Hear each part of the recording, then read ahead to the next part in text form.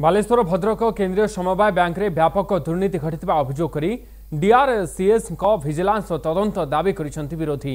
Bank रे परिचालना परिषद अधिकारी बेनियम भाव में टीएडीए प्रदान, कालिया योजना रे ब्यानर छपारे अनियमितता, डाटा एंट्री ऑपरेटर नियुक्ति रे कोटी कोटी टंकार घोटाला होइतबा अभियोग करिसेंति उभय कांग्रेस एवं बीजेपी। ए संपर्कित एक मुलतवी प्रस्ताव आनी मंत्रींकर उत्तर दाबी करथिले विरोधी। सेपटे एहार उत्तर रे मंत्री कहिसेंति सरकार केबे दुर्नीति एवं भ्रष्टाचार को प्रोत्साहन देउनाहांती। 2018-19 आर्थिक वर्षर ऑडिट वर्तमान चली रिपोर्ट आसिबा परे एहाको अनुध्यान कराजिबो। जदि दुर्नीतिर अभियोग आसे तेबे उपयुक्त तदंतकारी संस्था द्वारा तदंत करिबा नै सरकार विचार करिवे बोली मंत्री कहिसेंति।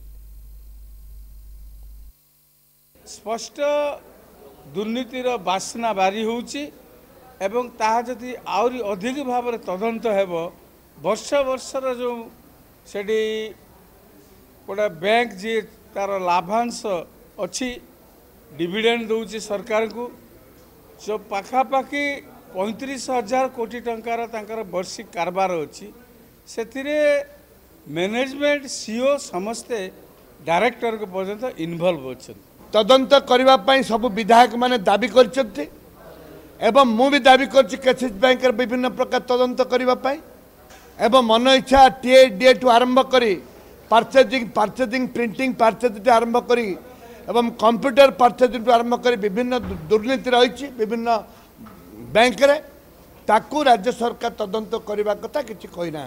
दुर्नीति कौन से उपाय जस्टिफाइड नुहे जे गोटे निर्वाचन मंडल गोटे नेतृत्व थिबारु ताको भितरे अस्या भाव प्रकटित होइतिबारु से कथाटा को उठाउछथि जा माने तिल को ताଳ କରିବା संगे समान।